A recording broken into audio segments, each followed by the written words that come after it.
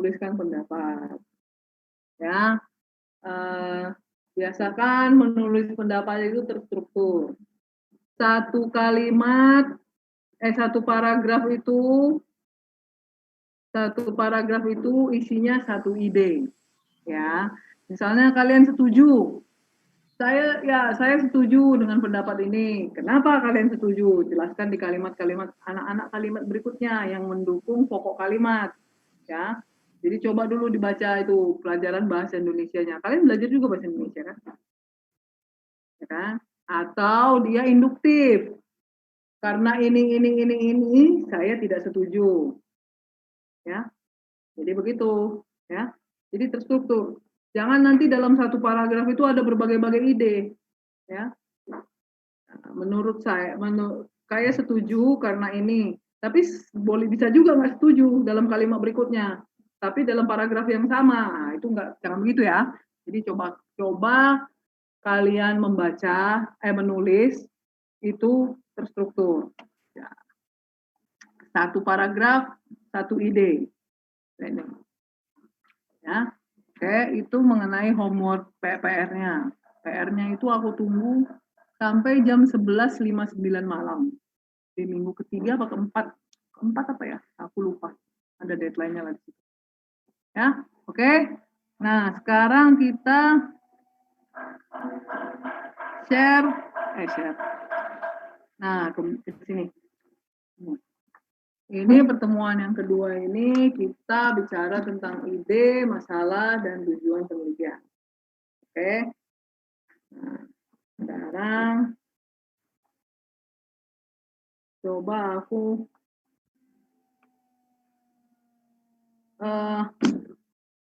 Shirley Rosalina. Mana kau, Dek? Ada? Shirley ada? Oh, saya iya. Sensei. Ya, off-kan aja videonya nggak apa-apa. Okay.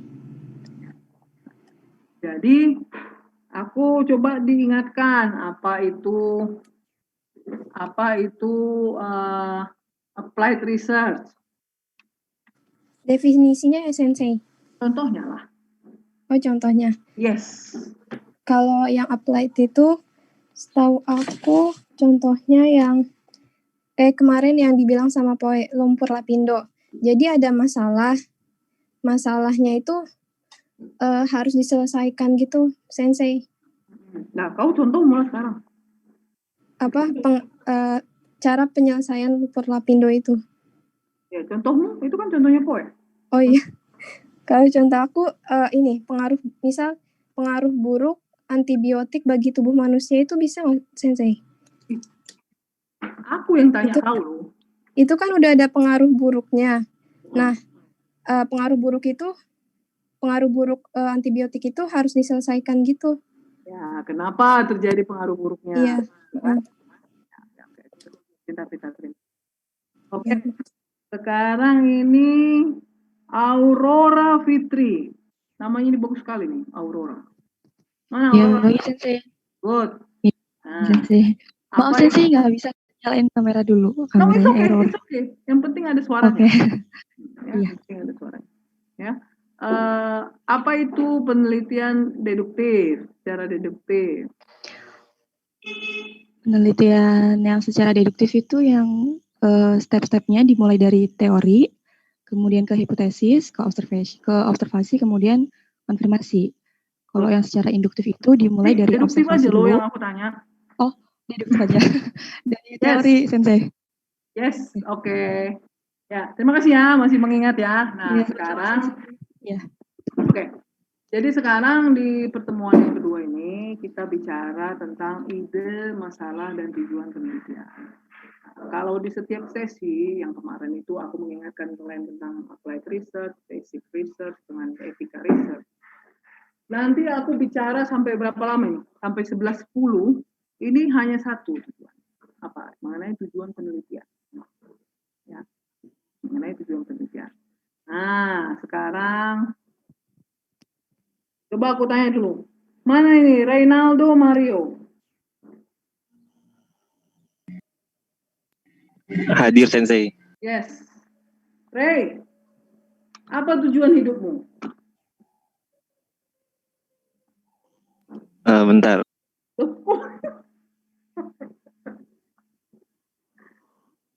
Berguna buat orang lain, Sensei. Itu aja, gak ada yang lain. Ya, itu aja. Itu aja. Oh, gitu. Oke, nah kenapa aku tanya apa tujuan hidupmu? Nah, kau mau berguna bagi orang lain. Apa yang kau lakukan untuk mencapai tujuan hidupmu itu? Belajar, Sensei. Contohnya buat apa itu kau belajar? Nanti ilmunya bisa dipakai buat ngebantu orang lain. Itu good. Baik kali kau deh. Gak banyak loh orang yang sepertimu itu. Ya, itu komplimen ya deh ya, itu pujian. Ya, jadi jangan salah tangkap. Ya, makasih Sensei. Yes, sami-sami. Terus mana ini si siapa? Jaim Rafiki. Siap, Sensei. Ya. Tujuan hidupmu apa? Mencari suasana baru, Sensei. Mencari suasana baru. Selalu ingin mencari suasana baru. Kenapa rupanya dengan suasana yang lama? Ya, biar hidup gak gitu-gitu aja, Sensei. Oke, good. Apa yang kau lakukan untuk itu? Traveling, searching YouTube, Good. nonton Netflix. Yes. Nah, sekarang gini. Ya, kenapa aku tanya tujuan hidup kalian? Dan aku tanya apa yang akan kalian lakukan untuk mencapai tujuan hidup kalian. Kita di sini berbicara tentang ide, masalah, dan tujuan penelitian. Ya. Jadi seperti yang aku bilang tadi, yang paling penting itu, ya, kalian tahu apa tujuan penelitian. Supaya apa? Supaya kalian tahu apa yang akan kalian lakukan dengan penelitian kalian itu. Ya. Lalu ini ada YouTube-nya. Tapi itulah, kalian lihat aja nanti sendiri YouTube-nya. Kalian lihat aja aku sekarang. Lebih menarik aku dari kucing-kucing ini, menurutku.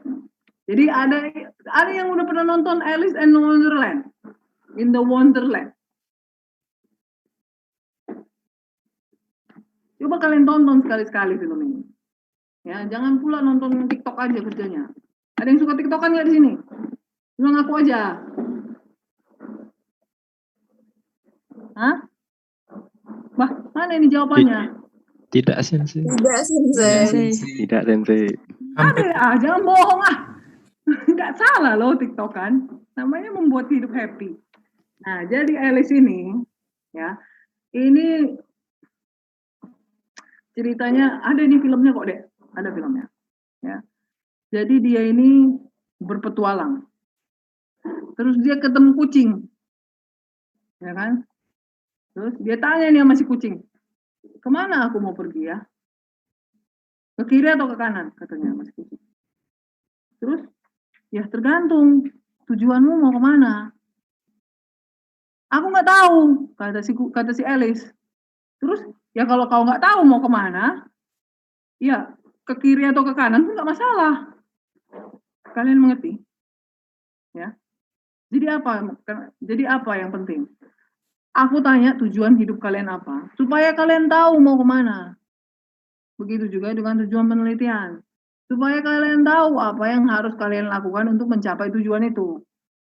Kalau kalian nggak tahu tujuan hidup kalian, ya, sama seperti dibilang kucing ya, buat apa kau hidup? Karena kau nggak tahu apa tujuannya. Begitu juga dengan tujuan penelitian. Kalau kau nggak tahu apa itu tujuan penelitian, ya untuk apa kau teliti? Cuman kalian perlu penelitian supaya apa? Supaya lulus, ya, ngerti? Nah, jadi kalian harus tahu, ya, apa yang menjadi tujuan penelitian kalian supaya kalian lulus. Kalau kalian nggak tahu ya nggak lulus lah, karena nggak meneliti. Nah, ini dibilang, kalau tidak mengetahui dengan jelas apa yang kita teliti, akan sulit merencanakan kegiatan merencanakan bagaimana akan meneliti. Gitu. Jadi kalau kalian nggak tahu apa yang mau dijadikan tujuan penelitian kalian nanti, kalian tidak akan tahu merencanakan apa literatur reviewnya, datanya dari mana saja, Apa yang akan kalian lakukan dengan data itu? Berapa biayanya? Berapa waktu yang akan aku perlu lakukan untuk melakukan semua kegiatan-kegiatan ini? Ya, itu penting. Ya, jadi kalian harus tahu dulu. Nah, jadi sama seperti yang tadi, ya, aku akan nanti waktu UTS, ya, aku akan membobot tujuan penelitian ini. Tujuan penelitian ini termasuk bobot yang paling besar. Ya, jadi gini, dalam kelas sekali ini aku akan menyebutkan tujuan penelitian itu lebih dari 10 kali. Ya, lebih dari 10 kali. Dan kalian harus ingat, kalau aku sering mengingatkan itu sama kalian, itu berarti penting. Ya, itu berarti penting. Tujuan penelitian apa, tujuan penelitian apa, ya kan? Seperti apa, itu bobotnya pasti besar. Ya, jadi nanti jangan kalian pula salahkan aku. Wah, nggak dibilang-bilang ya Mas Sensei. Udah 10 kali aku bilang dalam kelas. Kalau kau nggak ngerti juga, aku nggak tahu lah. Ya, ya. Kau hitung aja berapa kali aku nanti ngomong tujuan penelitian. Nah, untuk mengetahui tujuan penelitian, kalian harus punya dulu yang namanya ide. Nah, bagaimana mencari ide? Ide itu apa ya? Apa ide? Ide itu ya seperti inilah. Apa yang ingin kalian teliti? Idenya? PPH kah? PPN kah? Atau pajak internasional kah? Ya, apa dulu nih idenya? Dari situ kalian berangkat nih. Misalnya kalian sudah pilih nih, oh ideku ini kayaknya PPH aja deh, atau PPN aja deh, atau pajak internasional aja deh. Dari situ kalian berangkat. Nah, terus menemukan ide itu apa? Bagaimana caranya menemukan ide itu? Nah, menemukan ide itu sambil mandi pun bisa. Ya, sambil jalan-jalan di pasar pun bisa. Tapi sambil membaca-baca literatur juga bisa. Nah, jadi kalau aku biasanya, ya, aku tuh banyak membaca literatur. Dari situ biasanya timbul banyak ide. Oh, gimana kalau ini kugabungkan dengan ini, kugabungkan dengan ini. Tapi waktu kalian mandi sambil gosok-gosok atau semua yang bisa digosok, oh iya ya, oh gimana nanti kalau aku pas waktu KTTA aku membahas ini gitu. Jadi ide itu bisa muncul di mana aja. Nah, apa bedanya? Ada dua nih, creative thinking dan rational thinking. Kalau aku sih menyarankan kalian pakailah yang rasional. Kenapa? Ya. Rational thinking itu, seperti aku bilang tadi, kita banyak membaca. Mencari literatur, membaca di media, terus menelah minat penelitian, atau melihat judul-judul sebelumnya. This is the easiest way. Ya, ini yang paling gampang. Kalian baca-baca KTTA kakak tingkat kalian akan tahu nih, oh aku pengen deh seperti ini. Ya, mirip-mirip kayak ini, jangan pula plek-plek sama. Ya kan? Ya kan? KPP-nya sama, topiknya sama, kalau gitu udah pastilah aku kasih E. Aku udah malas sekali lah bacanya. Ya, KPP-nya mungkin beda, terus cara menganalisisnya berbeda, itu oke. Ya, itu. Jadi kan kemarin di kelas yang lalu aku bilang kalau plagiarisme itu adalah dosa yang tidak terampuni. Ya, oke. Nah, itulah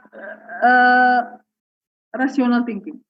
Ya, itulah rational thinking. Rational thinking itu kita itu membaca, melihat hal-hal yang sudah dilakukan sebelumnya, dari situ kita memperoleh ide. Ya, dari situ. Kalau menurutku aku sarankan sih seperti ini. Ya. Tapi aku tidak membatasi. Kalau kalian mau apa ini? Oh, ini creative thinking. Kalau kalian mau creative thinking ini. Mohon maaf Sensei. Ya. Share screen-nya masih nge-freeze di artikel. Di artikel. Oh gitu, Bah. Oh. Baik. Maaf. Jadi dari tadi nggak kelihatan PowerPoint-nya? Iya, Sensei. Bah, kenapa kalian diam aja? Jadi si kucing ini pun nggak kalian lihat? Tadi tidak terlihat, Sensei. Tidak, Sensei. Oh gitu ya, dari tadi harusnya bicara, Dek. Waduh, aku nggak tahu loh. Adi dong. Bentar ya. Nah, ini tadi si kucing. Ya, udah kuceritakan tadi si kucing ini kan. Nanti kalau ada YouTube-nya kalian tonton aja sendiri. Ya. Nah, ya. Jadi kalau kalian nggak tahu apa tujuan hidup kalian, nggak masalah kalian ke kiri atau ke kanan. Ya, oke. Nah, ini tadi. Nah, ini dia rational thinking. Ya, rational thinking itu kalian duduk-duduk di perpustakaan atau nanti ada, aku share dulu ya linknya. Linknya kakak tingkat itu ada ya, tadi dikasih sama si, tunggu ya. Aku share di tunggu, stop share dulu ya. Mana ini? Oh, chat. Nah, ini KTTA kakak tingkat udah punya kalian kan? Nah, jadi kalau kalian duduk-duduk membaca-baca KTTA kakak tingkat, ya kan? Nah, bisa kalian dapat ide dari sini. Ya. Udah nemu semuanya kan ya? Di chatnya udah ada ya? Ya. Nah, itu tuh tadi di Udah, share. Sensei. Oke, good. Nah, Belum, Sensei. oke, apa? Kenapa, Dek? Udah ketemu kan linknya kan? Itu kalian simpan ya. Nah, jadi kalau kalian membaca-baca KTTA itu, terus kalian mendapatkan ide dari situ, itu artinya rational thinking. Sudah ada sebelumnya. Dan kalian ambil ide dari situ. Ya, ide, bedakan ide dengan menjiplak ya. Ya, itu beda. Ya. Jadi kalau kalian banyak membaca misalnya 2 paper, 2 KTTA, kalian gabungkan idenya jadi satu, dari 2 KTTA jadi satu, itu ide. Tapi kalau kalian membaca 1 KTTA, terus kalian ambil idenya itu, nah itu menjiplak namanya. Ya, jadi mix and match itu bisa jadi. Ya, itu bisa ide. Nah, kalau aku sih menyarankan ini deh untuk kalian. Karena yang penting sama aku kan lulus. Penting nggak sama kalian lulus? Penting kan? Penting, Sensei. Iya. Oke. Terus kita bicara tentang creative thinking. Creative thinking ini, ya, itu biasanya dicari waktu kalian mandi. Mikir-mikir, lagi gosok-gosok apa yang bisa digosok, kalian mikir, oh iya ya, gini-gini, oh ya, pas lagi keramas-keramas, oh ya, kayaknya aku pengen PPh 21 nih. Tapi PPh 21 dengan apa gitu? Dengan penerimaan pajak atau dengan kemampuan WP, dengan kemampuan apa? Dengan profitability WP. Nah, ya. Pokoknya itu idenya, biasanya ide ini yang belum ada sebelumnya, biasanya. Out of the box istilahnya. Ya, mengeksplorasi. Jadi kalau misalnya kalian sukanya PPH, sukanya PI, kan kayaknya belum pernah ada nih yang meneliti tentang pajak internasional tentang ini. Nah, kalian masukkan. Gitu. Jadi ini lebih ke new idea, ya, ide yang baru. Ya. Bukannya aku mengencourage kalian untuk tidak berkreasi ya. Tapi ingatlah dek, ya. Tujuan kalian kan masuk STAN ini lulus. Ya. Jadi KTTA yang bagus itu, yang KTTA yang selesai, ya, itu jauh lebih bagus daripada KTTA yang menurut kalian bagus tapi tidak selesai. Ya. Jadi intinya bagus. Intinya selesai. Ya. Nah, bagaimana lah caranya supaya KTTA kalian ini selesai? Jangan, aku pengen buat nih KTTA yang bagus. It's okay, kalian buat KTTA yang bagus. Tapi nggak selesai-selesai, ya udah nggak ada gunanya. Udah, packing aja pulang. Itu aja. Ya, KTTA yang biasa-biasa aja, yang penting selesai. Itu lebih bagus. Itu menurutku lebih bagus. Ada nggak yang berbeda pendapat dengan aku? Ada? Tidak, Sensei. Good. Ya kan? Karena lebih bagus lah kalian bekerja di kantor pajak daripada kalian kerjain KTTS seumur hidup. Ya nggak? Nah, sekarang nih, contoh nih.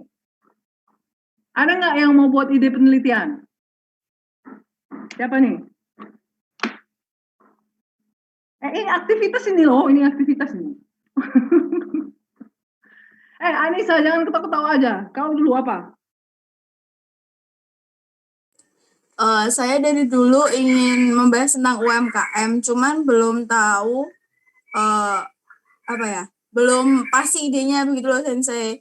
Tapi yang ingin benar-benar saya ingin tahu itu tentang tarifnya. Sebenarnya tarifnya tuh tarif UMKM itu sudah benar-benar benar-benar efektif atau benar-benar bisa dikatakan ya benar-benar efektif itu atau belum gitu. Oh gitu. Jadi idenya masih tentang UMKM, tapi belum dapat detailnya seperti apa. Ya, jadi tentang tarif UMKM intinya. Nah, jadi kalau menurut kau itu rasional atau kreatif? Menurut saya rasional. Good. Because itu rasional, karena bukan kau yang pertama kali meneliti itu. Iya, karena saya tahu itu ada sudah ada sudah ada penelitian seperti itu sebelumnya. Good. Terima kasih ya. Coba yang lain nih. Kembali Sensei. Yo, nggak usah, makasih. Saya Sensei. Siapa itu? Faris, silakan deh. Yes. Jadi saya tuh kan mau neliti pajak hiburan Sensei. Pajak hiburan berarti Pemda ya? Ya. Oke, good. Kan pajak hiburan kan kalau konser-konser kayak gini di COVID-19 itu kan pendapatannya menurun. Nah, saya mau neliti dampak dari COVID-19-nya itu di kabupaten saya, di kota saya. Berarti di mana? Tangerang kau? Iya, Sensei. Oh, jadi misalnya konser apa lah deh yang mau kau cek? Biasanya artis-artis di luar negeri Sensei, yang di ICE biasanya Sensei. Oh, ICE Serpong itu ya? Iya, Sensei. Oh, aku belum pernah ke situ. Itu besar sekali katanya ya? Iya, Sensei. Siapa yang pernah ke situ artis luar negeri?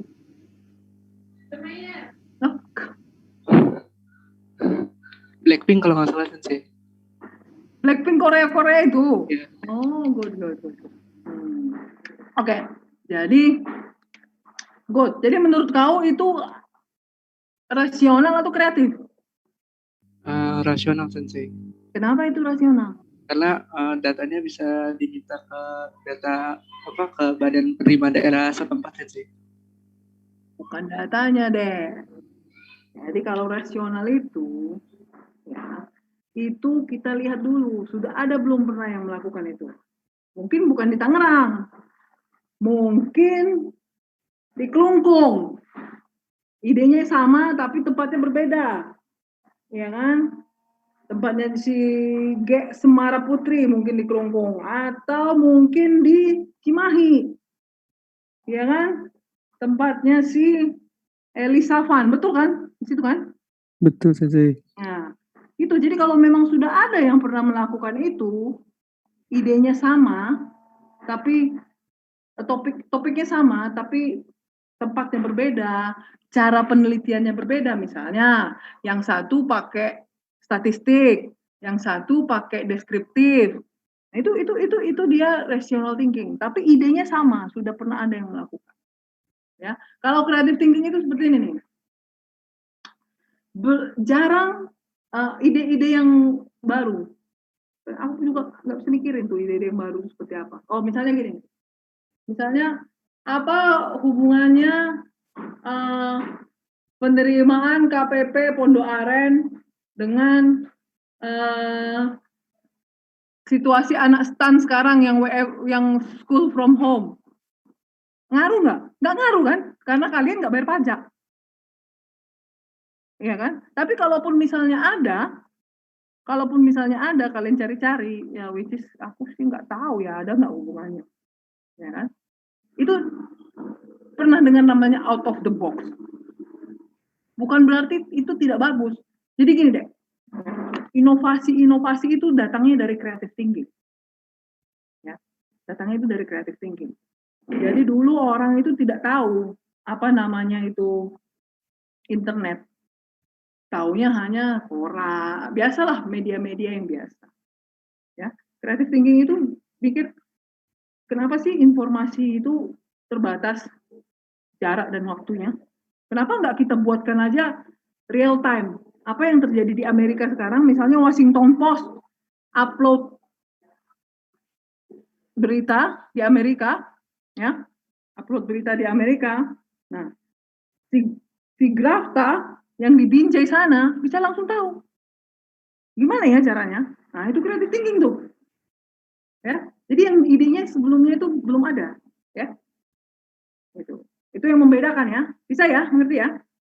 Nah, jadi kalau kalian menggunakan kenapa deh? Udah nggak apa-apa, matikan aja loh kameranya, Grafta. Sayang kuotamu. Ya kan? Nah, jadi kalau misalnya sekarang belum ada dan kalian memikirkan apa yang mau baru, itu bagus. Itu inovasi namanya. Inovasi itu mungkin dekatnya ke creative thinking. Ya. Ya, seperti itulah, seperti internet. Itu sesuatu yang baru, yang dulunya belum ada. Waktu aku lahir itu belum ada. Tapi begitu kalian lahir jebret, udah langsung ada internet kan? Ya kan? Nah, itu ya, itulah. Nah, itu yang membedakan. Tapi kalau dia rational thinking, dia berdasarkan studi-studi sebelumnya. Ya, kalau aku pribadi ya seperti kuulangi lagi tadi deh ya. Yang penting kalian lulus saja. Ya, yang penting kalian lulus saja. Ya nggak usah cari yang susah-susah dalam hidup ini. Hidup ini udah susah. Ya. Ya, carilah yang gampang menurut kalian. Ya, tapi aku tidak membatasi kreativitas anak STAN ini. Anak STAN ini luar biasa soalnya kreativitasnya.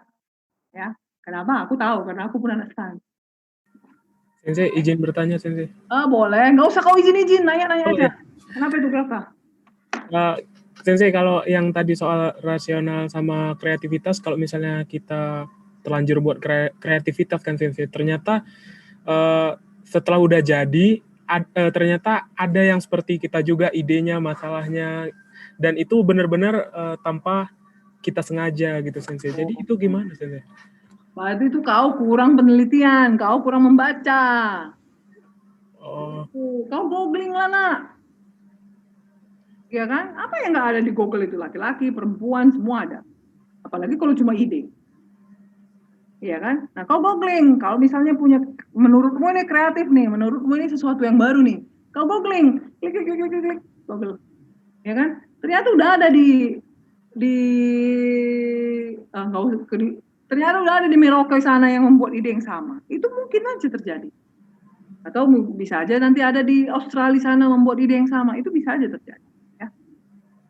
Nah, jadi kau cek dulu.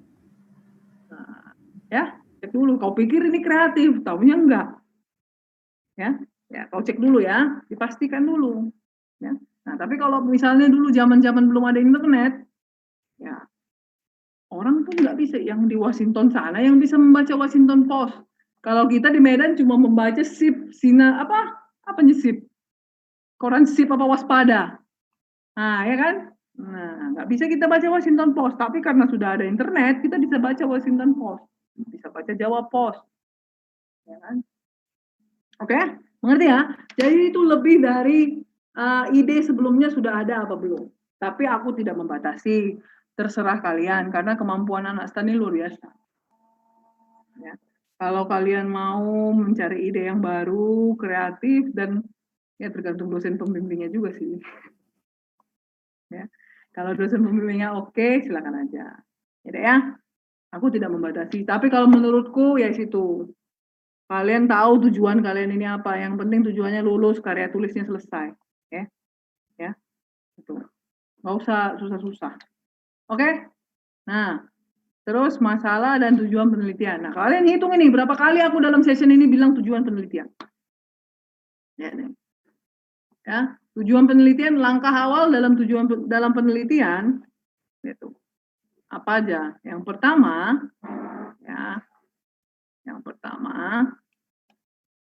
identifikasi problem, terus riset, terus definisi problem. Nah, ini nggak usah kalian pikirkan panjang-panjang. Yang penting kalian tahu aja kayak mana menyatakan tujuan penelitian kalian. Lihat, sekarang apa masalahnya? Nah, kalau kalian punya tujuan penelitian, ya, berarti ada masalah. yang menurut kalian penting, yang pantas, yang patut untuk diteliti. Ya, itu aja dulu. Ya.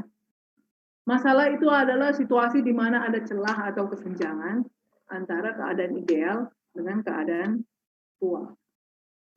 Ini idealnya, contohnya nih, ya, idealnya kalau penghasilanku lebih banyak, ya, otomatis setoran pajakku lebih banyak, bener nggak?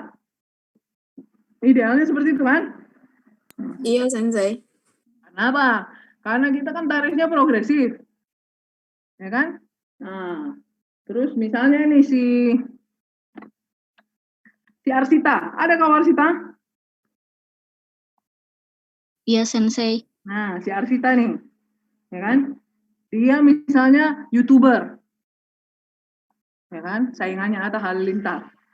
Terus dia juga punya usaha online, makanan online. Terus dia punya usaha lagi laundry, ya. Nah, income-nya ini, ya, harusnya bisa dipajaki lebih banyak. Nah, tapi ternyata tidak, ya.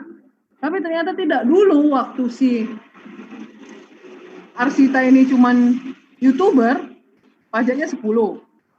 Tapi setelah dia punya laundry dan setelah dia punya apa lagi tadi? Online makanan, pajaknya kok jadi 7 atau pajaknya kok cuma tetap 10. Berarti ada yang salah kan? Nah, itu tuh. Jadi harusnya idealnya pajaknya lebih dari 10 karena penghasilannya lebih banyak. Itu masalah tuh. Ya. Nah, kalau gejala itu ada terjadi sebelum masalah. Ya, untuk bagaimana kita melihat masalah itu ada 5 whys, 5 mengapa. Nah, nggak perlu kalian pikirkan itu. Nah, lihat nih, contohnya aja langsung, nggak usah banyak-banyak teori. Nah, bertanya gini, saya punya karyawan, ya, dia ini orangnya oke, disuruh kerja apa aja oke, selalu selesai.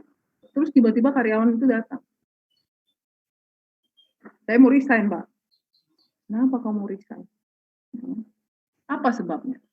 Apa yang menjadikan masalah ini terjadi? Nah, dia bilang, saya merasa bosan, tidak diberi tantangan baru. Saya udah 5 tahun di sini kerjanya gitu-gitu aja, ya kan? Tapi saya 5 tahun di sini tidak diberi otoritas yang lebih besar, gitu-gitu aja. Saya cuma nerima barang doang. Saya nggak boleh ngeluarin barang, misalnya. Padahal dia udah 5 tahun di situ, bosan, kan? Jadi dia mencari tantangan yang baru. Nah, bisa jadi. Terus dia tidak merasa jadi bagian dari perusahaan itu. Saya sudah cukup loyal, tapi perusahaan memperlakukan saya biasa-biasa aja. Ya, itu yang harus kalian. Jadi kalau ada ide, ya kan, kalian dari ide itu kalian lihat ada nggak masalah.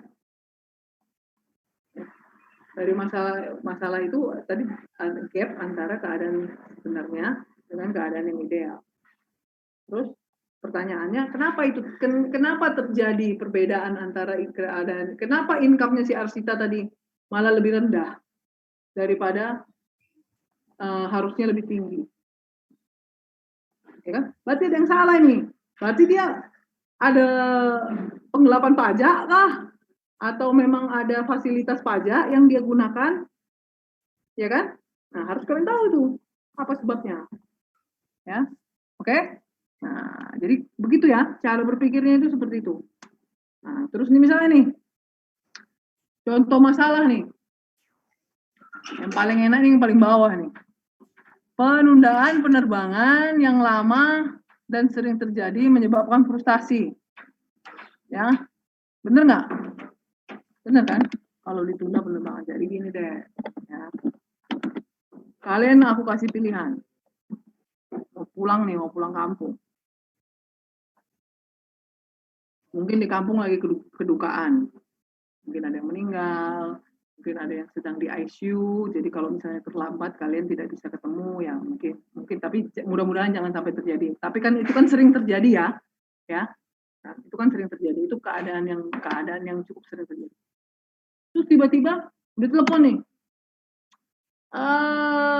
Dulu saya waktu di Tokyo seperti itu. Ya. Ditelepon, ibu saya meninggal. Terus, oh ya udah meninggal. Terus kalau aku datang lebih cepat lebih lama, emang dia jadi hidup? Enggak kan? Ya meninggal, udah meninggal aja. Ya itu. Nah kebetulan waktu itu tidak terlambat pesawatnya on time. Misalnya kalau pesawatnya terlambat, aku marah-marah. Menurut kalian logis nggak? Nggak logis kan? Karena kalau aku datang 5 menit lebih cepat, 5 hari lebih, kalau aku datang 5 menit lebih cepat atau 5 menit lebih lambat, ibuku tetap aja udah meninggal gitu. Nggak ada yang berbeda. Nah, tapi mungkin kalau misalnya di ICU, ya kan itu kan hitungan menit kan cukup membawa perubahan. Nah, tapi begini, ya, aku kasih satu pilihan lagi. Kalian bablas terbang, terus di atas kerusakan teknis. Mau yang mana? Mau sampai selamat atau nggak sampai sama sekali? Sampai selamat. Sampai selamat tapi terlambat. Sampai terlambat tapi selamat. Oh, the bird management problem. Hah? Kenapa? Kenapa, Ge? Halo? Nah, jadi kalau kalau misalnya ada penundaan penerbangan, ya, kau usah marah-marah. Karena biasanya penundaan penerbangan itu terjadi karena kesalahan teknis. Ya. Misalnya baut murnya lepas, ya diganti di bawah. Mana ada yang mau ganti nanti di atas sana? Bener nggak? Ya, jadi aku pengen kalian belajar rasional ya dalam menghadapi hal-hal seperti ini. Jangan ikutan marah-marah, no. Kalian harus berbeda, ya. Kalian harus berbeda. Nggak, ya udah Bu, nggak usah marah-marah. Yang penting kita sampai dengan selamat. Ya, karena apa? Karena perusahaan penerbangan pun tidak mau mereka terlambat. Karena apa, Dek? Karena parkir di Angkasa Pura itu di Cengkareng itu hitungannya per jam. Jadi kalau mereka terlambat, mereka akan membayar lebih mahal, ya kan? Mereka juga nggak mau deh. Oke? Nah, jadi jangan marah-marah, ya. Karena gunanya nambah dosa doang. Nah, itu masalah itu buat orang kita. Kenapa marah-marah? Ya, oke. Nah, ini contoh aja nih. Ya. Tuh. Terus apa ini? Oh, seperti kalian nih, penerapan jam kerja yang fleksibel telah menciptakan banyak masalah. Sekarang coba dulu aku tanya si Asar Mauli Siregar. Mana kau, Dek? Hadir, Sensei. Yes, good. Menurutmu mana lebih enak? School from home apa school di Jurangmangu sini? Di Jurangmangu, Sensei. Kenapa? Bisa ketemu teman, bisa main-main. Emang kau di sana nggak bisa ketemu teman, nggak bisa main-main? Teman-teman kan kuliah juga, Sensei. Oh, gitu. Kampus lain. Teman-teman apa ketemu cewek kau? Ya, nah, jadi buat tiap-tiap orang itu bisa berbeda. Misalnya, siapa ini si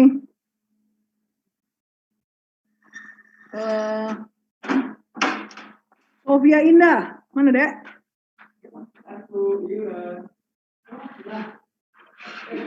Ada Sofia? Hadir, Sensei. Yes. Menurutmu mana lebih efektif?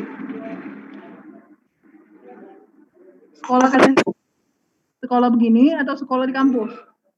Di kampus, Sensei. Kenapa? Lebih enak belajarnya. Terus juga kalau bingung belajar sama-sama teman juga bisa. Ah, gitu. Jadi sekarang ini kalian nggak bisa belajar sama-sama aja. Oke. Siapa yang merasa ini lebih efektif daripada kuliah di kampus? Ada nggak yang merasa?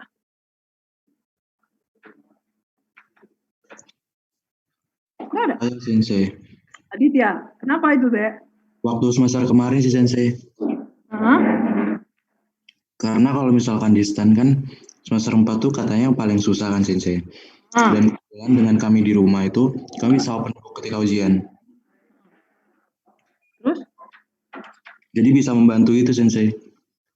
Kalau misalkan offline kan kita nggak boleh buka buku. Nggak boleh open book. Gitu, Sensei. Oh, gitu. Udah, udah nggak apa-apa gitu aja Mbak. Nah. Oh gitu ya. Jadi gini deh. Memang buat ini tidak ada tidak ada jawaban yang benar atau yang salah karena kan semua tergantung orangnya. Ya, semua kan tergantung preferensi masing-masing.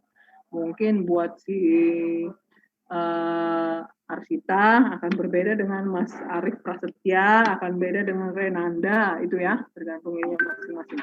Jadi kalau menurutku tidak ada yang benar, tidak ada yang salah, tidak ada yang benar. Jadi kalau menurutku sendiri, aku ya pribadi, ya aku sih merasa WFH itu pas, cocok, efektif untuk pekerjaan-pekerjaan yang bisa dilakukan jauh. Ya. Tapi kalau ada beberapa pekerjaan yang tidak bisa dilakukan jarak jauh. Misalnya kalau datanya di kantor, ya kalau aku di rumah kan nggak bisa, udah beda juga, ya kan? Ya. Nah kalau dulu, ya pekerjaanku itu tipenya mereview aturan.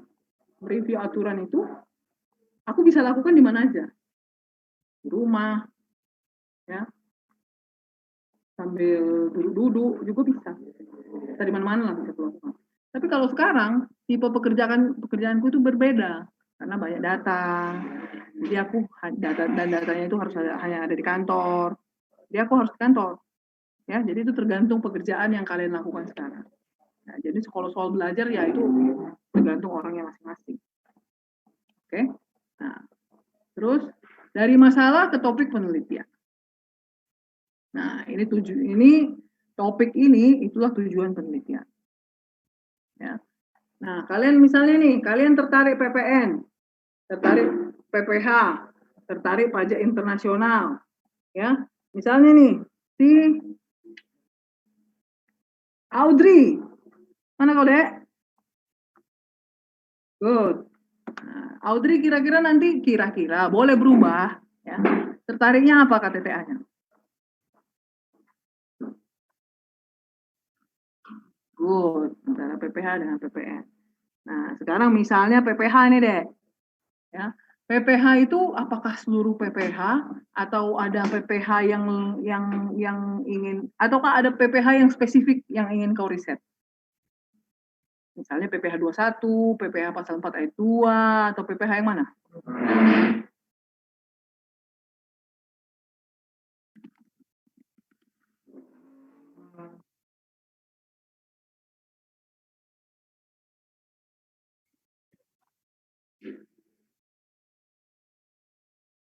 Itu.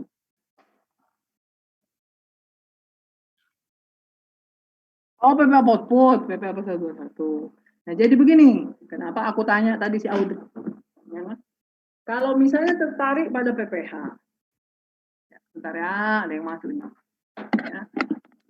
Kalian harus membatasi PPH yang mana, ya? Karena PPH ini perlakuannya beda-beda, tuh. Ya. PPH 21 itu akan beda dengan PPH badan, benar nggak? Dengan PPH OP. Kalau kalian mau bahas semua, wah, kiamat lah, sampai kiamat nggak selesai.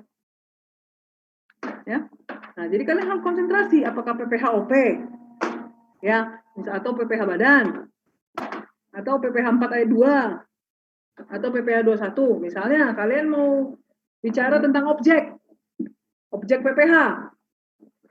Objek PPH itu kan banyak banget. Mau kalian bahas semuanya? Enggak kan? Harus spesifik, lihat nih. Harus spesifik. Misalnya kalian mau membahas objeknya tentang dividen, tentang royalti, ya, tentang penghasilan lain-lain, tentang penghasilan tentang bunga, ya, harus spesifik. Jadi harus mengerucut. Lama-lama dari besar, dari PPH, pilihannya bisa objek, bisa subjek. PPH terus bisa jadi PPH 21, PPH OP, PPH badan. Ya, harus lama-lama mengerucut. Jangan tujuan penelitiannya PPH. Waduh, kasihan dosen pembimbingnya. Itu bisa 500 halaman atau enggak 5.000 halaman. Ya. Nah, terus menetapkan batas yang jelas. Batas yang jelas itu apa? Batas yang jelas itu misalnya skop. Ya. Skop itu apa? Ruang lingkup. Ruang lingkup itu misalnya di KPPA, di KPPB, ya kan? Akan beda nanti, ya, di KPP Banjarmasin, ya, tempatnya Ahmad Naufal, ide yang sama dengan di KPP Singaraja, walaupun topiknya sama, bisa jadi hasilnya berbeda, ya. Nah, ya kan? Nah, terus perspektifnya, kita mau lihat perspektif dari mana? Ya, ini contohnya seperti ini nih. Ada 3 orang buta, semuanya buta ini manusia, ya kan? Terus diletakkan gajah, ya. Yang satu megang belalainya, yang satu megang ekornya, yang satu pegang kakinya. Ya. Menurut kalian, ada nggak yang benar deskripsi gajah menurut mereka? Yang megang belalainya akan bilang, oh gajah itu panjang. Terus ada bulat-bulatnya gitu. Hidungnya ada 2 colokannya, kayak steker lampu. Nah itu gajah itu kayak begitu tuh. Panjang, terus ada hidungnya. Ya bener juga sih. Cuman gajah itu aja, enggak kan? Nah, terus ada yang gambar pegang ekornya. Iya dia memang panjang, tapi enggak ya bulat tapi enggak besar, kecil, dan di ujungnya ada bulu-bulunya. Ya. Nah, ada yang pegang kakinya, gajah itu gede banget, ya kan? Tapi lurus gitu aja. Ada nggak yang benar? Nggak benar, ya kan? Nah, jadi perspektifnya yang mana dulu? Kalian bahas dulu nih, batasi dulu perspektif yang mana, ya? Jadi itu, oke? Nah, terus, oh ya, nah ini paling bawahnya penting nih. Penelitian pendahuluan dapat membantu kita mengubah masalah yang luas menjadi topik penelitian yang layak. Misalnya, kalau dulu ada yang meneliti tentang PPHOP, ya kan? PPHOP. Ya kalian boleh aja ambil PPHOP yang bekerja sebagai karyawan tidak tetap, atau PPHOP yang bekerja sebagai karyawan tetap. Boleh aja. Jadi boleh dari situ aja, it's okay. Jadi bagaimana yang nyaman lah menurut kalian. Nah, terus ini ada yang bertanya atau semua mengerti, ada semua nggak mengerti? Gak ada yang bertanya ya? Sensei, saya ya, mau tanya yang perspektif itu tadi, masih bingung Sensei. Oh, perspektif. Ya. Oh ya, terima kasih kau sudah menanya. Jadi begini deh. Tadi aku terangkan. Ya, terima kasih ya pertanyaannya. Kalau udah tua itu banyak yang lupa. Jadi kalau perspektif itu, ya, aku itu pengen kalian melihat namanya helikopter view. Helikopter view itu kalian harus lihat secara komprehensif. Harus kau lihat itu gajah, sak badan-badannya semua kau harus lihat. Ya, supaya kau bisa mendeskripsikan gajah, jangan seperti 3 orang tadi. Satu mendeskripsikan begini, satu mendeskripsikan begini, satu mendeskripsikan begini. Enggak. Ada nggak yang benar tadi? Tak ada yang betul kan? Itu harus bisa melihat bigger picture-nya. Ya. Dari bigger picture itu, kalian batasi. Kau mau meneliti gajah secara keseluruhannya? No. Saya meneliti organ pernapasan gajah. Terus yang kau cari datanya tentang ekor. Emang ekor dipakai buat bernapas? Enggak toh. Nah, ya. Nah. Jadi kau harus bisa lihat bigger picture-nya dulu. Dari situ kau menentukan mana yang akan kau teliti. PPH misalnya. Ya, PPH nih kau pengen teliti. Ya. Terus kau lihat nih bigger picture-nya. Kalau PPH itu pengenaannya, ya penghasilan kali tarif, ya kan? Nah, sekarang kalau itu kan bigger picture-nya. Tapi PPH badan dengan PPHOP akan beda. Memang sama-sama penghasilan kali tarif, tapi yang dikategorikan penghasilan itu kan beda-beda. Apa yang dijadikan penghasilan di PPH badan itu akan berbeda dengan penghasilan di PPHOP, ya kan? Nah, jadi gitu ya. Jadi kau lihat dulu gambar besarnya seperti apa, terus kau pilih mau yang mana. Ya. Oke, Cik Siti. Siap, Sensei. Makasih, Sensei. Good. Ya. Jadi memang ini sepertinya ceritanya mengawang-awang. Nanti kalau kita udah membedah KTTA, nanti ada kan tugasnya membedah KTTA ya. Nanti kita akan kembali ke sini. Nah, terus, jadi ingat, ya, yang penting kalian tahu apa yang akan kalian lakukan dengan penelitian kalian ini. Kalau kalian tahu apa yang akan kalian lakukan dengan penelitian ini, kalian akan mengumpulkan informasi tentang hal yang ingin kalian teliti. Ya. Kalau misalnya ingin meneliti tentang PPH penghasilan, PPHOP dividen, kalian akan cari literatur review tentang dividen. Ya. Bukan kalian meneliti tentang PPHOP dividen, yang kalian cari tentang PPH ini apa royalti yang nggak ada hubungannya. Ya. Nah, terus informasi ini penting nih. Terus apa benar-benar terus kalian cari literatur yang penelitian terdahulu. Bagaimana? Misalnya PPH tentang dividen. Penelitian sebelumnya, apa sih yang diteliti tentang dividen? Ya, apa sih yang diteliti sama mereka? Kau mau sama atau mau berbeda itu pilihan kalian aja. Jadi makanya yang penting tadi apa kepalanya, tujuan penelitian dulu. Mau ngapain kalian? Ya. Terus literatur awal. Nah, literatur awal ini kalau kalian sudah tahu apa yang mau diteliti, kalian cari penelitian sebelumnya, ini akan membantu kalian. Bagaimana dia mendeskripsikan problemnya. Kalian ya bukan tiru ya, kalian ikuti aja caranya. Mengembangkan pernyataan masalah dengan tepat. Ya kan? Mengembangkan apakah ini basic atau applied. Ya. Jadi gitu deh. Tahu dulu tujuannya. Ya kan? Terus apakah ada masalahnya? Ya kan? Dari situ kalian kembangkan secara spesifik.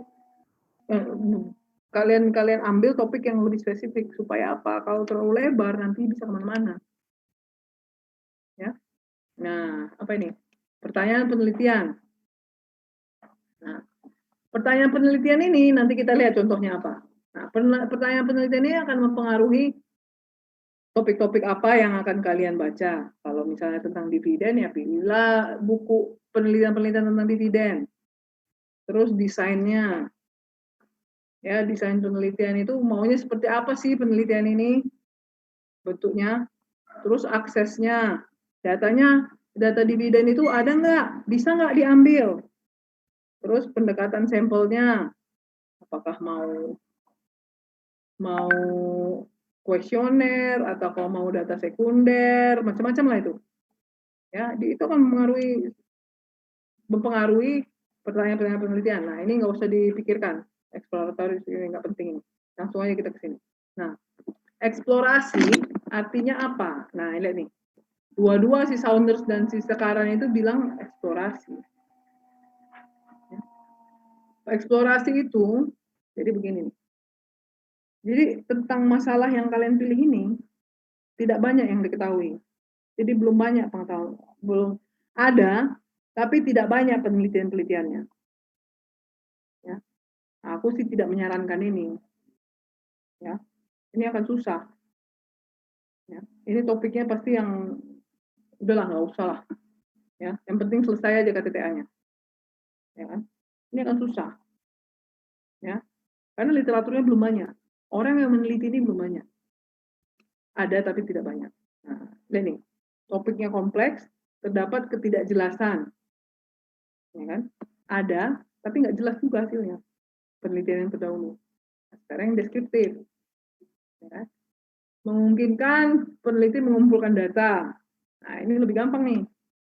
Pertanyaan tentang peningkatan kepuasan, bagaimana konsultan mengambil keputusan, ya kan? Terus pertanyaan kausal, ya. Pertanyaan kausal ini apakah misalnya iklan akan mempengaruhi penjualan produk?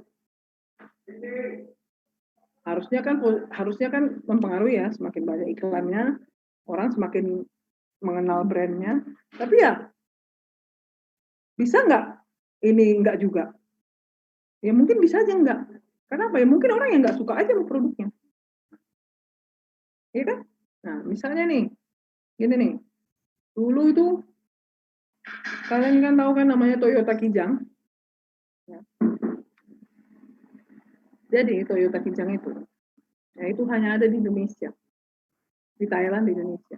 Kenapa? Karena orang Indonesia itu, ya definisi family di Indonesia itu berbeda dengan definisi family di negara-negara lain. Ya.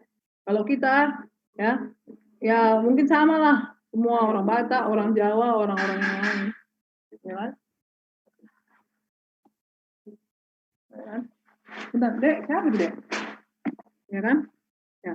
Kalau kita yang kita jadikan keluarga itu bapak, mama, anak, kakek, nenek, om, tante, paman, sepupu 2 kali, sepupu 3 kali, itu pun keluarga. Jadi misalnya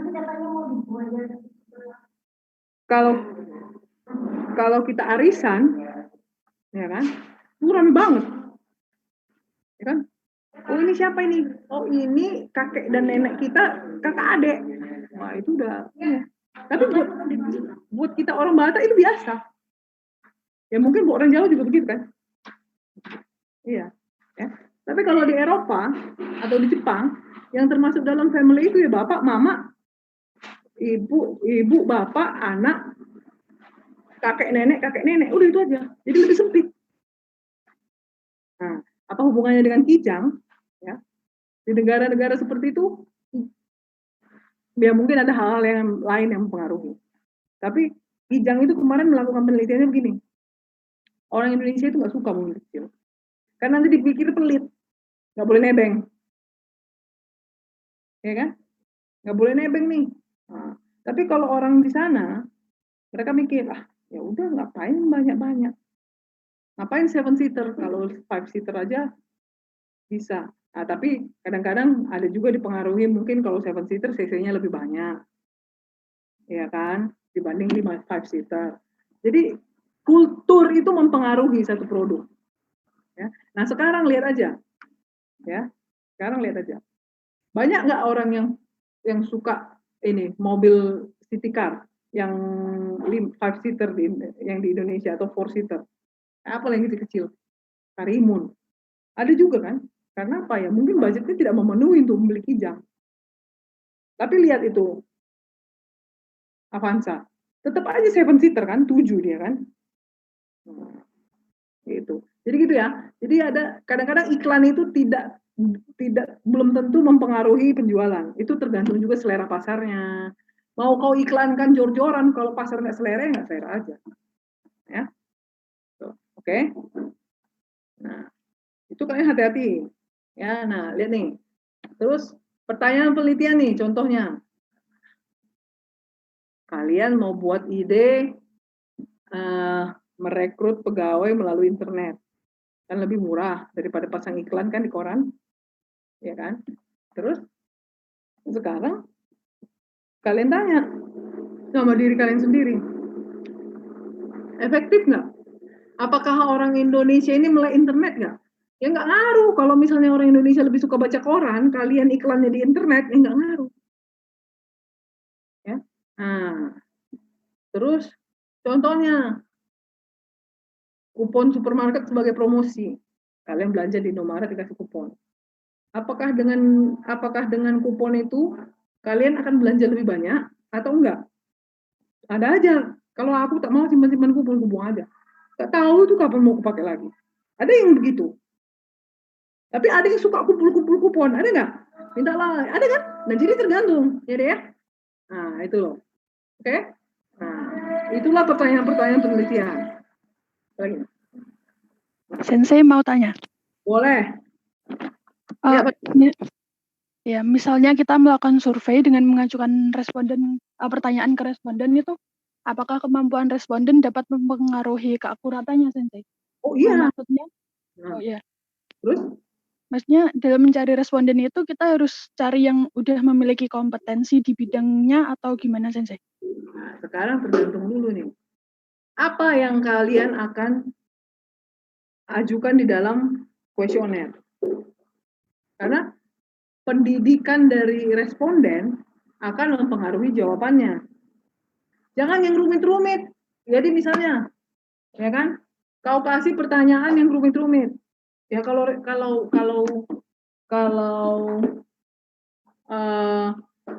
kau mau meneliti sesuatu, misalnya penghasilan dan pola belanja, ya, penghasilan dan pola belanja hubungannya apa? Kau harus membatasi dulu nih. Berarti respondenmu adalah orang-orang yang sudah punya penghasilan, ya kan? Jangan pula kau respondennya ke TK atau ke PAUD, itu nggak ngaruh. Karena mereka belum punya penghasilan, tapi maunya belanja aja. Atau mungkin belanja aja pun belum tahu, namanya anak-anak. Ya deh ya. Jadi itu tergantung. Apa dulu yang akan kau tanyakan ke mereka? Tujuannya siapa? Misalnya yaitu kayak contoh kita minggu lalu. Seberapa efektif sih penggunaan ini mobile banking ini dalam pemesanan GoFood? Ya kan? Seberapa efektif sih? Ya. Nah, respondennya itu ada orang-orang yang familiar dengan ini. Ya, dengan aplikasi. Ya. Ada beberapa orang kan contohnya lebih bagus, capek kali. Aku nggak suka GoFood banyak mecin. Nah, itu udah kalian keluarkan dari ini. Nah, atau ada orang-orang yang mungkin sudah lanjut usia, dia nggak familiar dengan ini. Ya, kalian keluarkan, karena itu tidak akan menambah apapun dalam penelitian kalian. Atau misalnya respondennya anak-anak yang taunya cuma YouTube doang, nggak tahu kayak mana order GoFood. Ya, Fadila ya.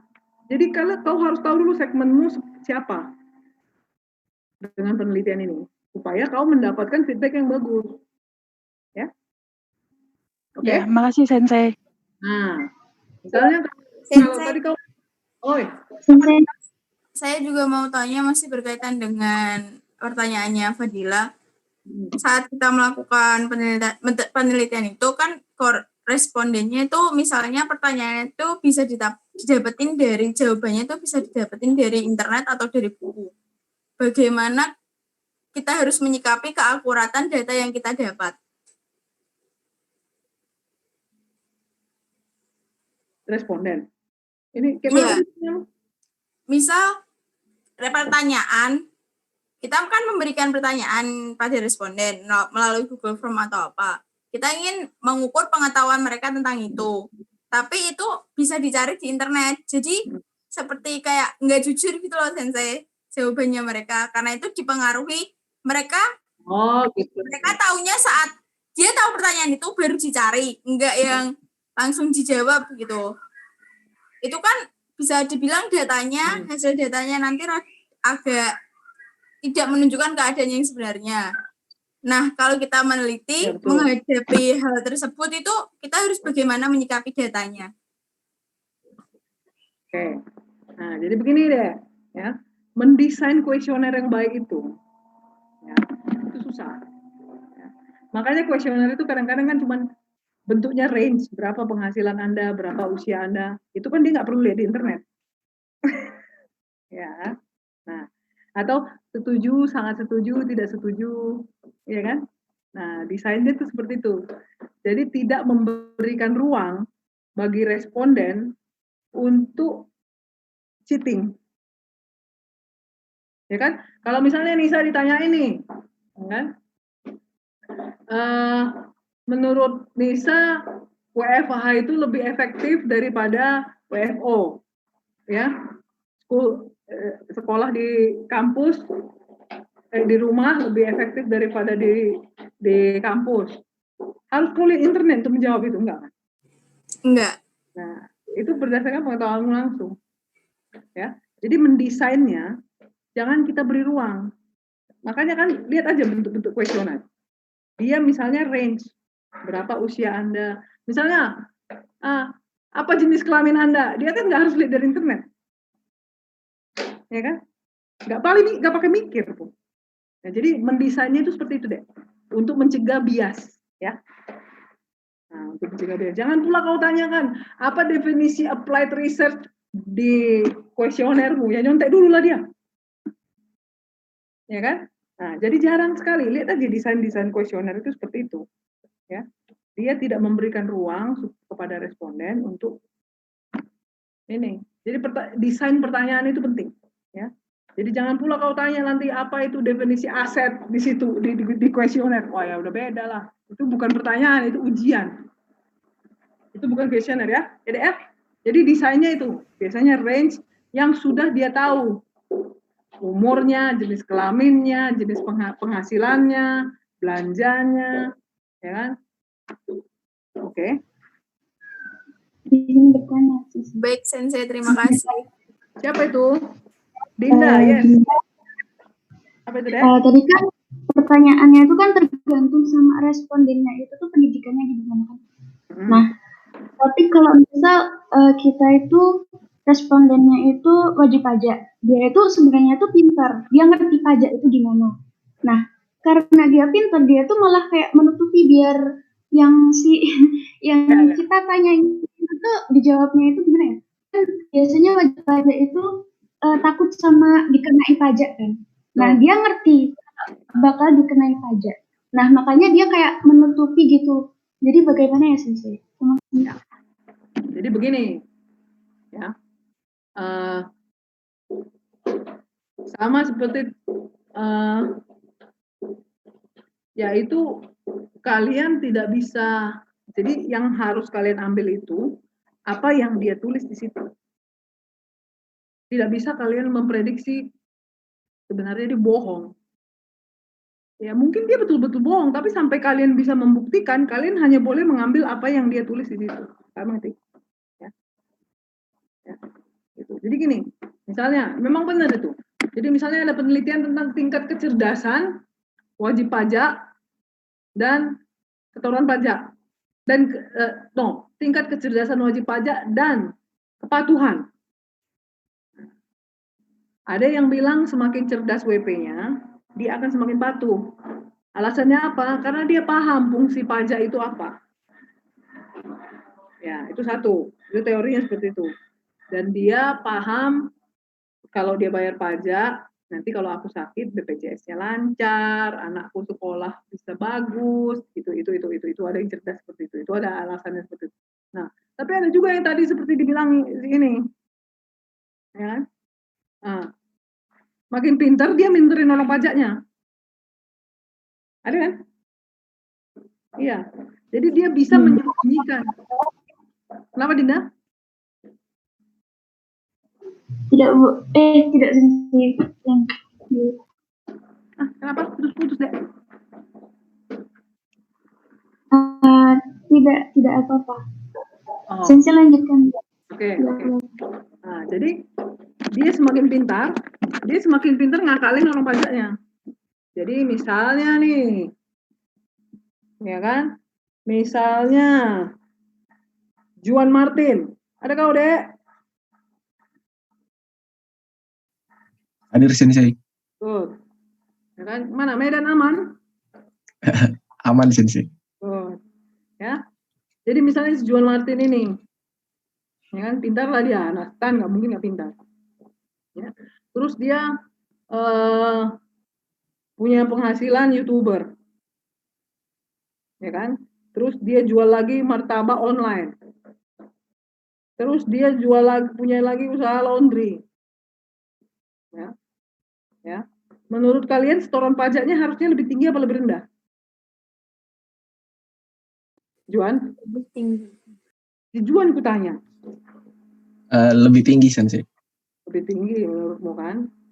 Tapi betul nggak kau laporkan nanti lebih tinggi? Belum tentu kan? Belum tentu Sensei. Exactly. Itu dia. Jadi kenapa? Karena si Juan ini pintar mengatur-ngatur gini. Kalau dulu aku cuma YouTuber, pajakku 10. Sekarang aku YouTuber punya martabak, udah gitu punya laundry. Hitung-hitung kok pajaknya jadi 35. Waduh, nggak bener nih. Kata si Juan. Ya udahlah. Naiklah tapi sedikit, 10,5. Gitu kan? Atau malah 9,5. Atau malah 7. Ya kan? Nah, bisa aja dia nggak melaporkan penghasilannya yang bertambah itu. Bisa. Dan dia pintar. Emang orang pajak mau ngecek nih laundry siapa? Ya kan? Emang ini Juan Martin yang mana begitu banyak dibedain namanya Juan Martin? Ya. Jadi belum tentu. Ya, gitu. Jadi sepanjang kalian tidak bisa membuktikan kalau dia berbohong, ya terima aja lah apa adanya. Ya. Nah, kalau kalian bilang, bohong ini si Juan Martin ini. Loh, dari mana kau bilang si Juan Martin ini bohong? Apa buktinya? Berarti kau harus bisa membuktikan kalau Laundry dan Martaba itu benar-benar punya si Juan Martin Nainggolan yang juga YouTuber. Ya. Sepanjang kalian tidak bisa membuktikan itu, ya kalian harus terima apa adanya yang ada di dalam kuesioner. Ya. Makanya desain kuesioner itu penting. Ya. Jadi pokoknya kalau nggak bisa dibuktikan, terima aja apa adanya. Ya kayak mana lah kehidupan ini kayak gitu juga, nggak semua bisa kalian kontrol. Ya, oke. Nah, aku lanjutkan dulu ini ya. Nah ini tujuan penelitian. Ya, udah entah ada kurang 10 kali hari ini aku bilang. Tujuan penelitian ini harus ada nanti dalam proposal. Ditulis sebagai kalimat ya, subjek, predikat, objek, lengkap ya. Tujuan penelitian ini adalah untuk bla bla bla bla. Ditulis sebagai kalimat yang menyatakan apa yang ingin kita capai. Adalah untuk mengetahui hubungan antara tingkat kecerdasan wajib pajak dan kepatuhan wajib pajak di KPP Pondok Aren tahun sekian sampai sekian. Ya. Tujuan ini akan mempengaruhi pertanyaan penelitian kalian. Bagaimana caranya kau tahu itu? Kecerdasan itu berhubungan dengan kepatuhan pajak. Bagaimana caranya kau mengetahui ada hubungannya? Apa yang kau lakukan? Itulah pertanyaan penelitian. Ya. Nah, jadi itu dua hal yang seperti mata uang harus jalan. Biasanya tujuan penelitian itu sudah bisa diraba-raba dari judul penelitiannya. Ya. Jangan pula tujuan penelitiannya PPH, judulnya PPN, yang betul aja lah. Ya. Itu ya. Jadi misalnya nanti aku baca proposal kalian, baca judulnya aja, aku sudah harus bisa membaca apa tujuannya. Nah, makanya kalian pendekatannya baguskan dulu tujuannya, baru buatkan judulnya. Ya. Oke. Tujuan penelitian ini adalah untuk meneliti hubungan A dan B. Judul penelitiannya hubungan antara A dan B. Udah. Sama-sama. Ya kan? Itu. Oke. Nah, lihat nih. Nah. Tujuan penelitian dan pertanyaannya nih. Untuk mengidentifikasi faktor yang mempengaruhi pengalaman penumpang. Nah, misalnya nih, cranky aja, gelisah aja kalau pesawatnya terlambat. Semua pun manusia kayak gitu kan. Terus, kenapa mereka gelisah? Apa yang mempengaruhi penumpang ini gelisah? Nah, kalau di pajak, misalnya, untuk mengetahui hubungan antara kecerdasan dengan kepatuhan wajib pajak. Ya kan? Kalian list apa saja faktor-faktor yang mempengaruhi kepatuhan wajib pajak selain kecerdasan. Ya kan? Terus bagaimana kecerdasan itu berdasarkan penelitian-penelitian sebelumnya mempengaruhi kepatuhan? Ada yang bilang tadi itu teorinya, ada yang makin pinter WP-nya makin sadar pajak, ada yang makin pinter WP-nya makin nakal dia. Ya. Itu ya, nanti tujuannya ininya ya. Nah, udah habis ya. Nah, itu dia. Ya, terus apa lagi nih? Oh iya. Jadi itu. Ya, kalian harus tahu dulu tujuan penelitian apa supaya dari situ kita berangkat. Oke? Ya. Itu akan menentukan semua yang akan kalian kerjakan dalam KTTA nanti. Oke? Nah, ada yang mau ditanyakan?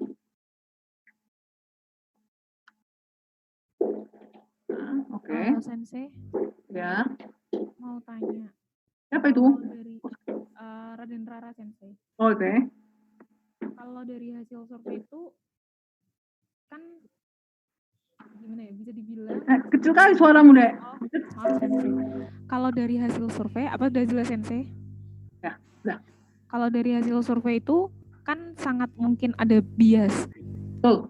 Nah, kalau misalkan kami dalam melakukan penelitian itu, di ilmunya itu hasil survei itu pasti ada kayak percent of error atau apa yang memang dialokasikan karena kemungkinan bias itu pasti ada. Gimana Sensei? Jadi gini, dalam ilmu statistik biasanya itu percent of error itu biasanya 10%. Ya, 10%. Jadi semakin kecil error itu semakin baik kan? Ya. Iya, Sensei. Nah, jadi makanya untuk memperkecil error, ya itu tadi, ya, desain survei kalian itu dengan bagus untuk mencegah bias. Jangan pula nanti seperti pertanyaan yang tadi, dilihat dulu di internet. Nah, jangan.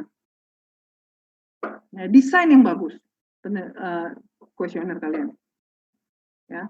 Usahakan seminimum mungkin ruangan untuk cheating. Ya. Seminimum mungkin ruangan untuk cheating.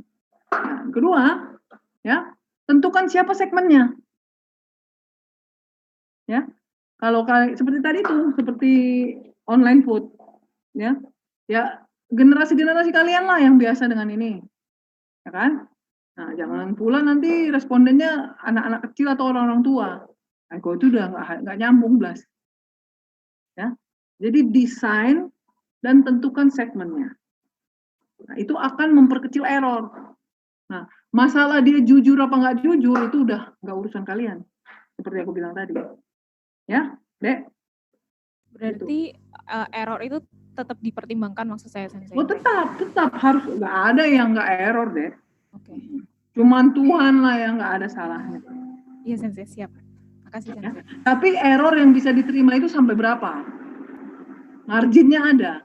Jadi kalau errornya 30 ya nggak betul lagi lah itu. Biasanya sih 10 ya. Ya, biasanya 10% margin of error. Nah, seperti itu. Terima kasih, Sensei. Ya, sama-sama. Oke. Aku boleh lanjut ke sini sebentar ya. Metode propos penelitian ya. Nah, ini. Ini buat UTS kalian nih. Ini nggak penting ini, referensi ini. Balik. Proposal. Oke, sebentar ya. Proposal. Terus, nah, ini ya.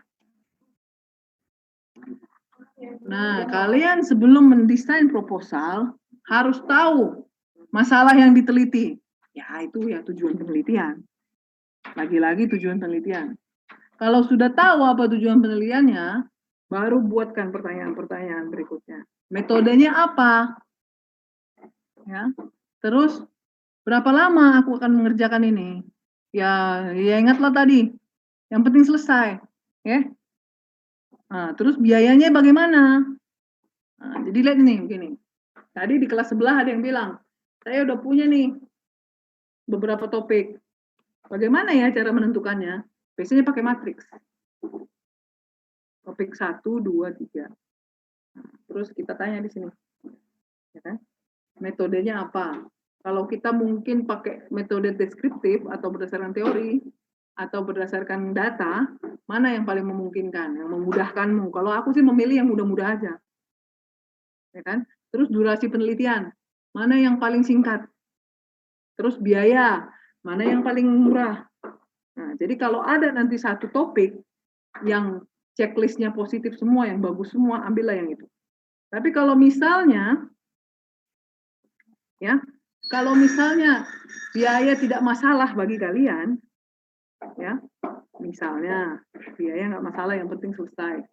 Ya oke, biayanya mahal, penelitian tetap harus jalan, gitu ya. Tapi yang nggak bisa dinegosiasi itu durasi.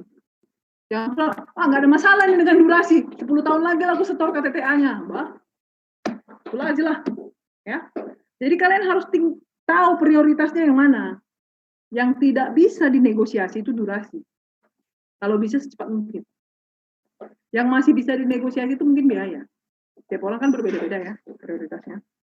Nah, terus metodenya, aku pinter nggak ya pakai statistik?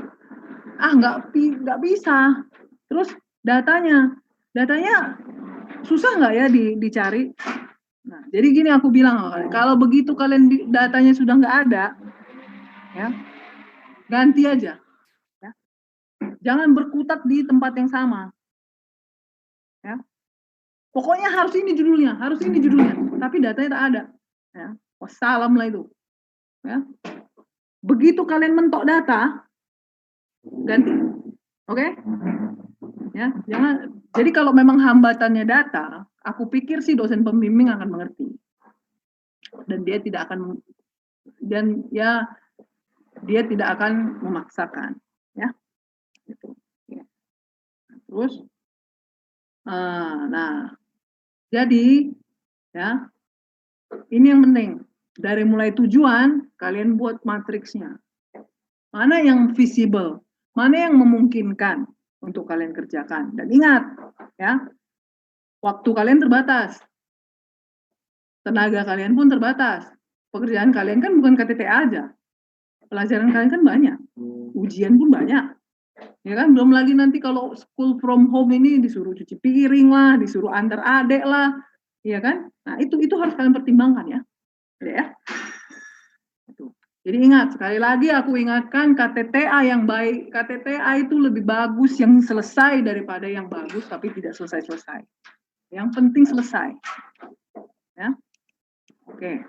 Nah, proposal ini ya adalah rencana. Jadi proposal ini nanti akan kalian kembangkan di KTTA. Ya kan? Nah, ya kalau ini dipikirkan dengan matang ya udah pastilah itu, kan? Terus apalagi sistematikanya nih, sistematikanya seperti ini nih. Ya, kalian catat ini. Judul, latar belakang. Jadi dalam proposal harus ada ini. Ya, harus ada ini. Ya, jadi ingat ini 25% ya. Nah, jadi kalian duduk-duduk manis kayak gini kan, duduk-duduk, tanya-tanya, itu 50%. Ya. Mau cuma 50%? Enggak kan? Enggak kan? Nah, ini 25% nih. Jadi harus ada ini checklist ini. Ya, dalam proposal nanti. Ya. Nah, harus ada ini. Oke? Ada yang mau ditanyakan sampai di sini? Ya. Latar belakangnya apa?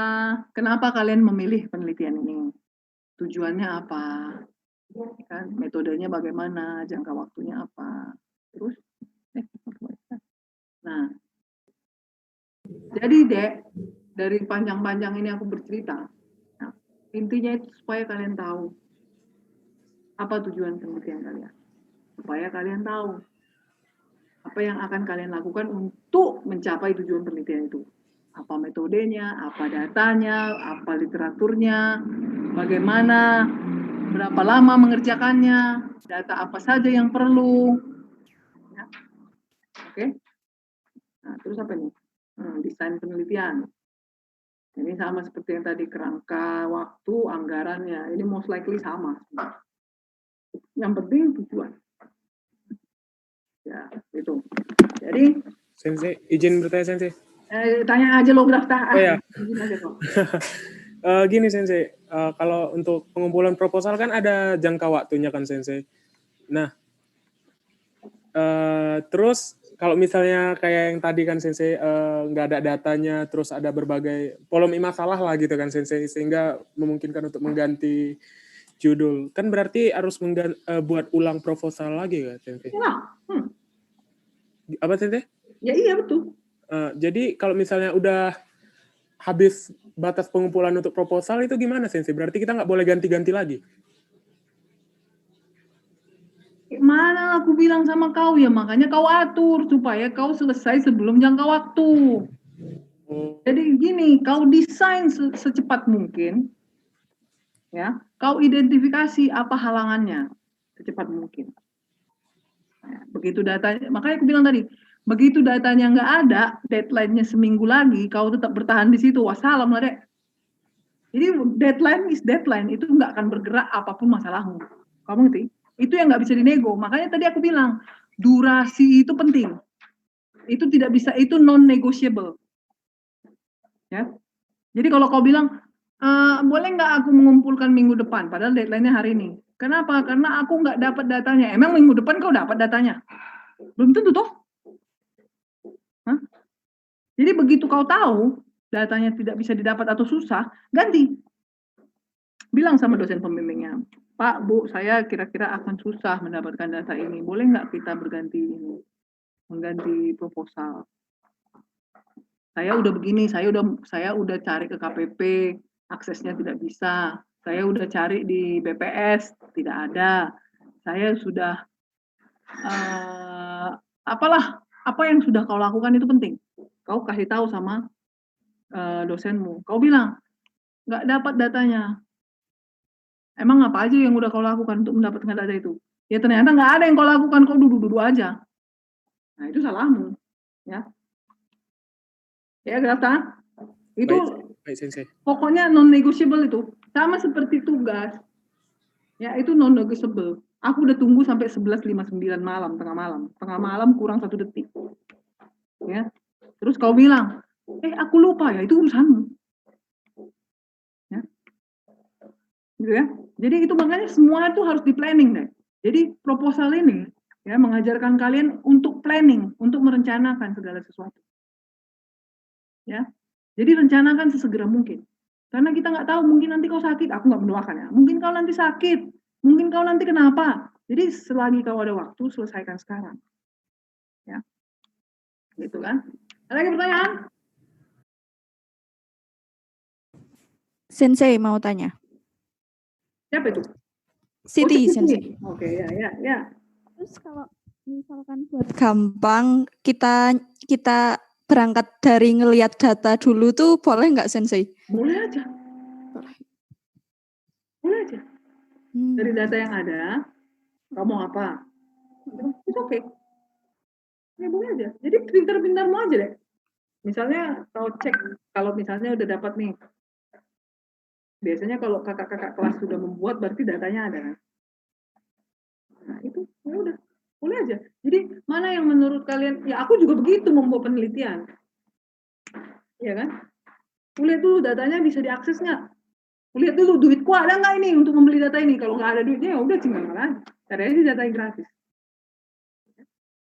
Itu boleh banget. Ya. Jadi misalnya ada data A, B, C, D, E. Dari data itu aja, dari data situ aja kau campur-campur atau kau mix and match apa yang akan kau teliti. Boleh aja, silakan aja. Yang penting selesai. Ya. Ada lagi? Ricky Fajar, mana Ricky Fajar ini? Kok diam-diam aja? Ada yang kau tanya, Dek?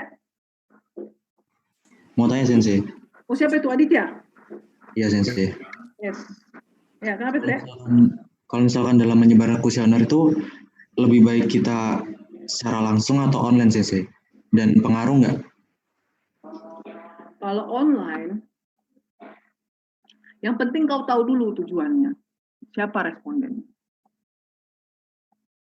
Ya, mereka bisa nggak mengakses itu semua? Ya, online itu misalnya gimana contohnya? Kayak ini ya, Google Doc ya? Ya, Google Form bisa ya.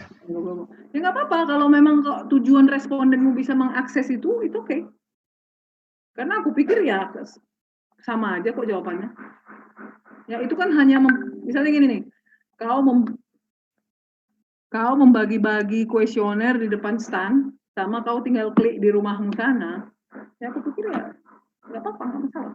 Itu kan hanya masalah medianya aja. Sama seperti membaca koran. Aku membaca ini dengan kertas dan aku membaca dengan internet. Itu oke. Mana yang menurutmu visible? Mana menurutmu yang lebih memungkinkan? Mungkin kalau zaman sekarang orang nggak mau ketemu kau. COVID namanya kan, ya mending kau sebarkan aja internet. Tapi kau harus tahu siapa respondenmu.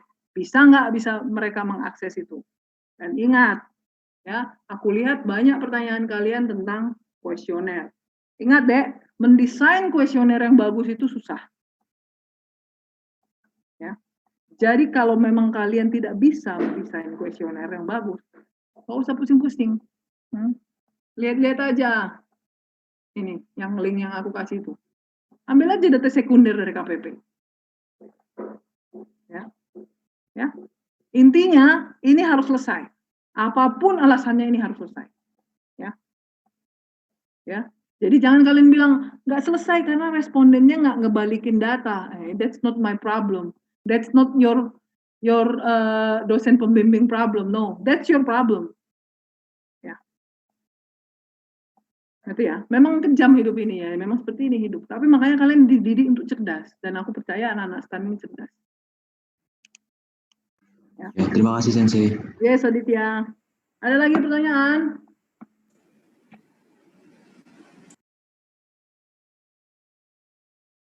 Ada? Halo? Nggak ada? Oke, jadi gini. Ya. Capek aku dari tadi bicara bapak-bapak. Ingatlah. Semua ini tentang tujuan penelitian.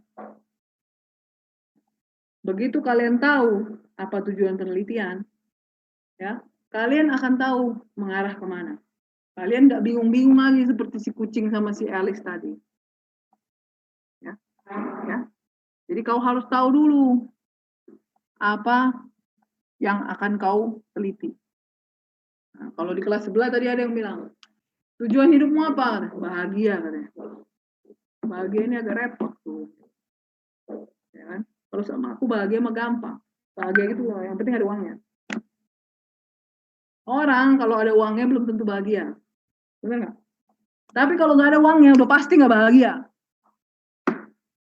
Misalnya,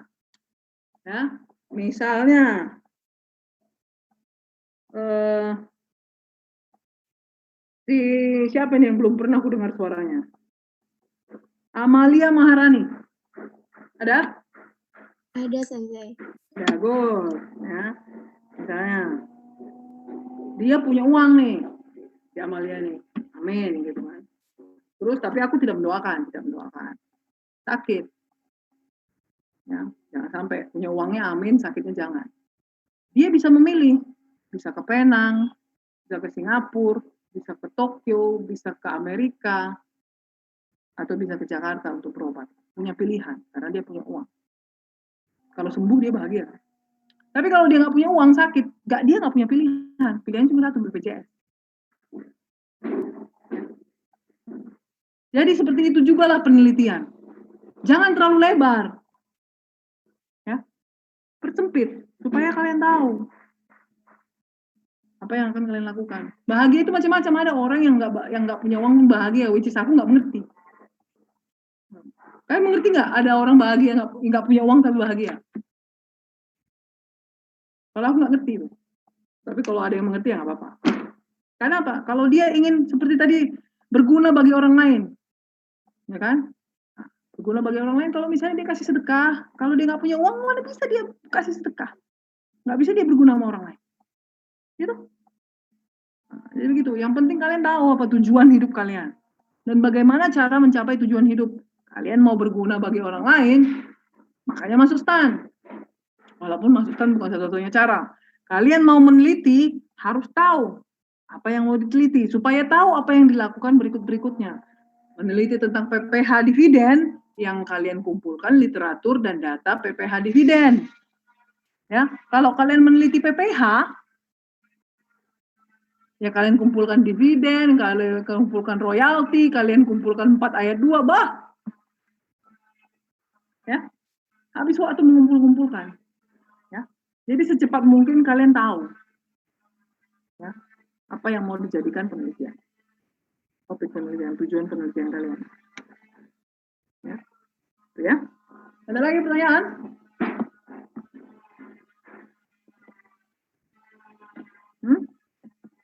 Apa udah capek kalian? Mungkin saudara. Gimana?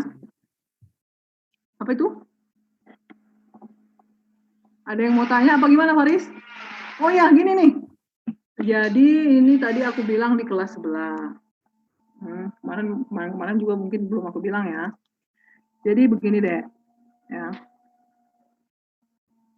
Aku sih pengennya kalian ini dalam semua pelajaran saling berbagi. Ya, jangan berbagi contekan. Ya.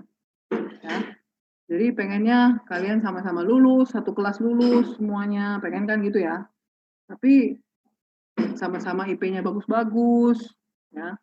Sama-sama lah striving together. Ya. Kalau anak STAN ini memang begitu tuh. Aku nggak belajar, tiba-tiba keluar ujian IP-nya 4. Banyak nggak anak stan yang kayak gitu? Ada nggak di kelas itu?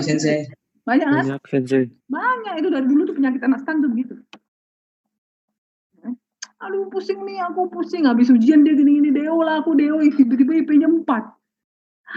Kawan ini luar biasa. Kalau aku dulu pusing memang benar-benar pusing, karena IP-ku 3,7. 17. Ya, iya. Ya kalau pusing aku betul-betul pusing. Jadi gini deh, ya.